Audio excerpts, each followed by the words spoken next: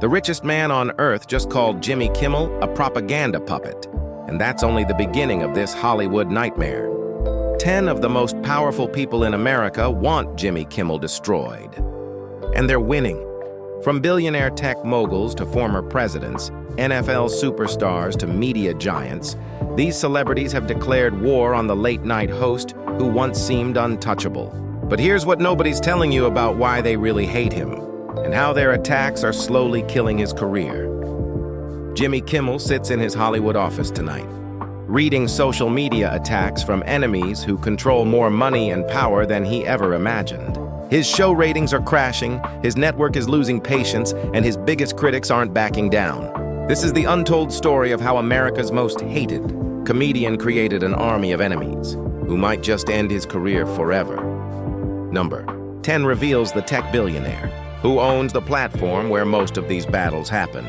Elon Musk didn't just criticize Jimmy Kimmel, he humiliated him in front of 300 million followers on X.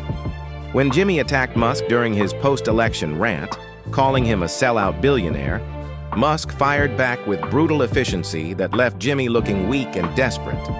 But here's what nobody reported about their feud. Musk's attack wasn't random, it was calculated revenge. Sources close to Musk reveal that Jimmy had been making jokes about Tesla's stock price for months, costing Musk's companies millions in market value.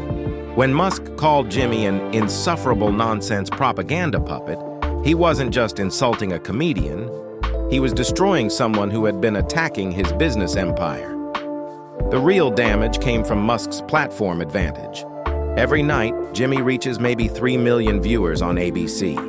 Musk's single tweet reached 300 million people instantly, making their war completely one-sided. Jimmy's staff now admits they monitor Musk's account obsessively, terrified of the next attack that could generate more negative publicity than their show gets positive.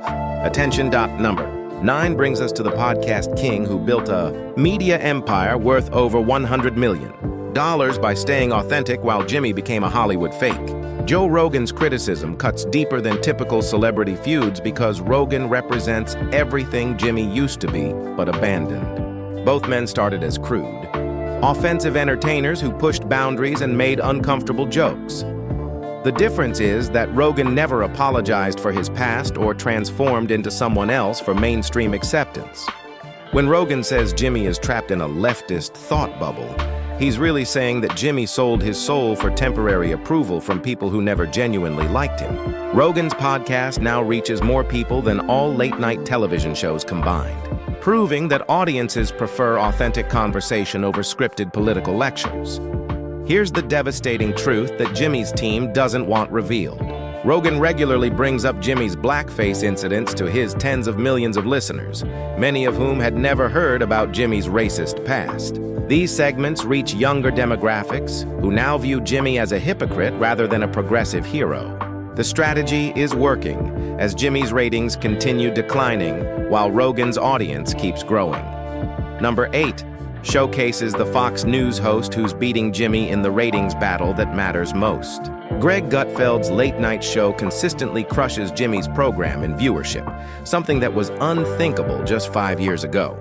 When ABC temporarily suspended Jimmy's show, Gutfeld celebrated on air, calling the suspension long overdue and proving that conservative comedy can dominate liberal entertainment. But Gutfeld's success reveals Jimmy's biggest professional failure. While Jimmy abandoned the irreverent humor that made him famous, Gutfeld embraced it and built a massive audience. The ratings don't lie.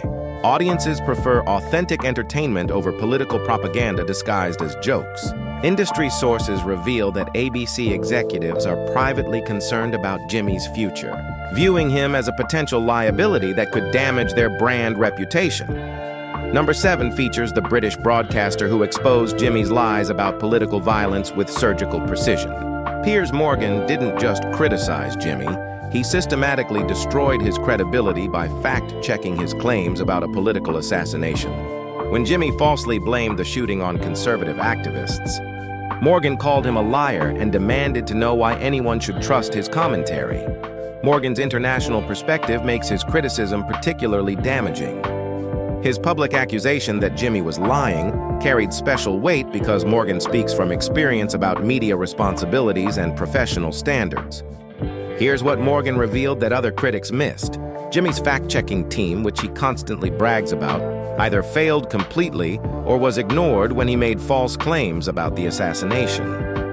Number 6 introduces the former Fox News anchor, whose legal background makes her Jimmy Kimmel criticism sound like a prosecution case. Megyn Kelly doesn't just call Jimmy wrong. She calls him a liar using precise legal language that carries serious implications.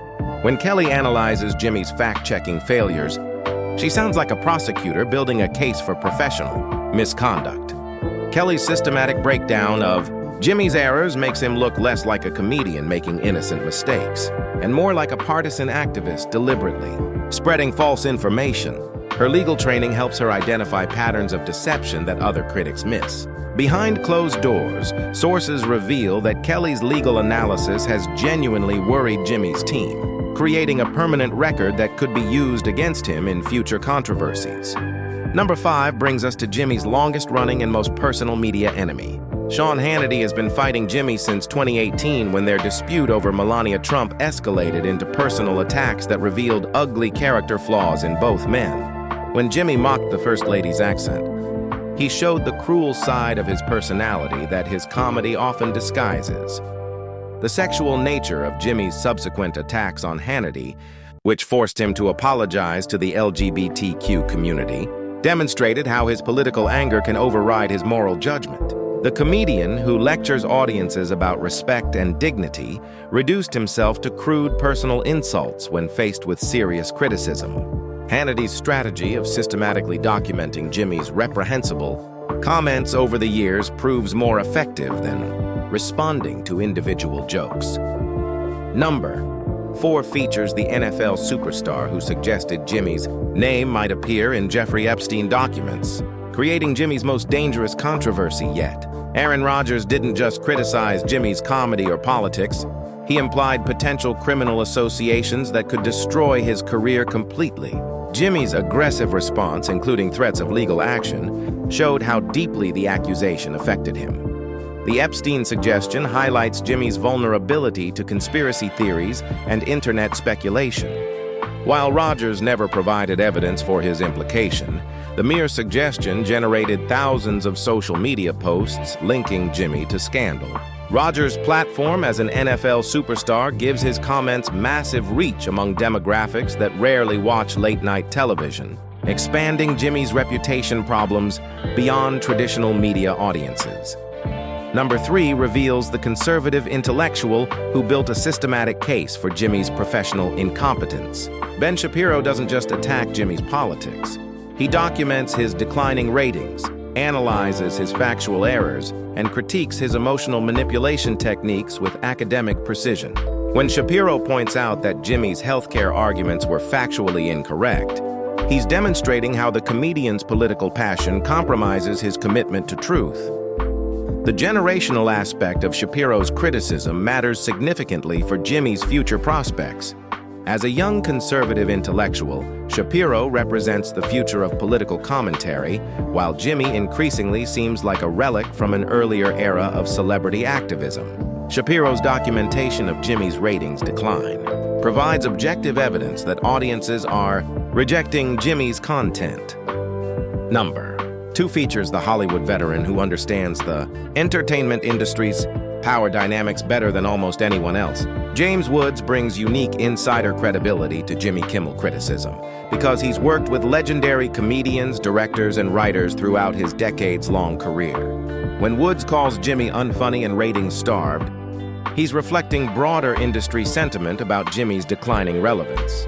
Woods' fake sympathy tweet followed by, "Just kidding," Jimbo demonstrated sophisticated understanding of modern media manipulation. The personal nature of Woods' attacks reflects competing visions of Hollywood's political role. Industry sources reveal that Woods' criticism carries special weight because he's maintained his career independence despite Hollywood's liberal orthodoxy, signaling to other conservative performers that they don't have to remain silent. Number 1 reveals the ultimate Jimmy Kimmel enemy. the former president who understands entertainment value better than most politicians. Donald Trump's dismissal of Jimmy as talentless and ratings challenged isn't just political criticism, it's a former television star's professional assessment of a current television performer. Trump built his own media empire before entering politics, giving his entertainment industry critique additional credibility. The ratings argument carries special weight because television success provides objective measurement of entertainment value. Jimmy's viewership numbers, now consistently below 3 million per night, support Trump's claim that audiences are rejecting his content. Trump's celebration of Jimmy's suspension demonstrated his understanding of media power dynamics, showing that even Hollywood's most protected celebrities can face real consequences for their political activism. The financial implications of Trump's continued attacks matter significantly for Jimmy's future.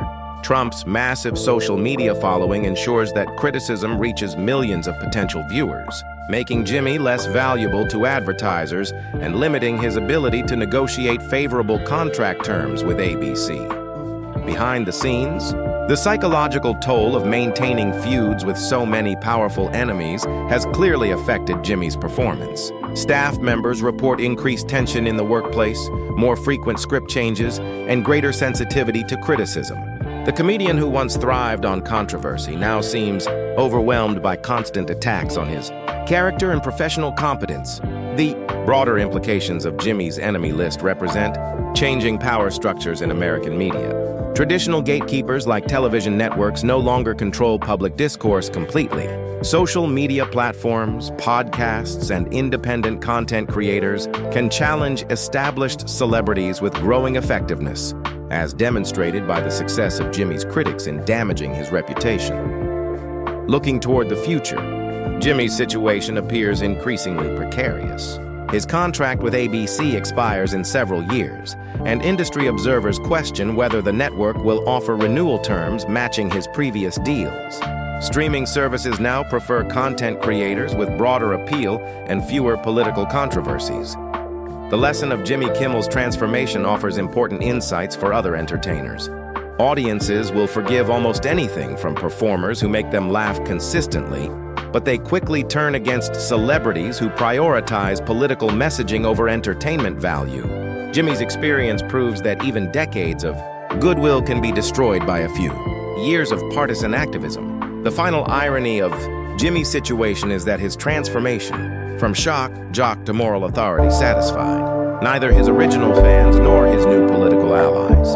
Conservative audiences remember his offensive past and view his current persona as fraudulent. Liberal audiences appreciate his political messaging, but often find his comedy outdated. By trying to please everyone, Jimmy ended up satisfying no one, creating perfect conditions for the enemies who now surround him. Subscribe now to see which Hollywood celebrity will be the next target.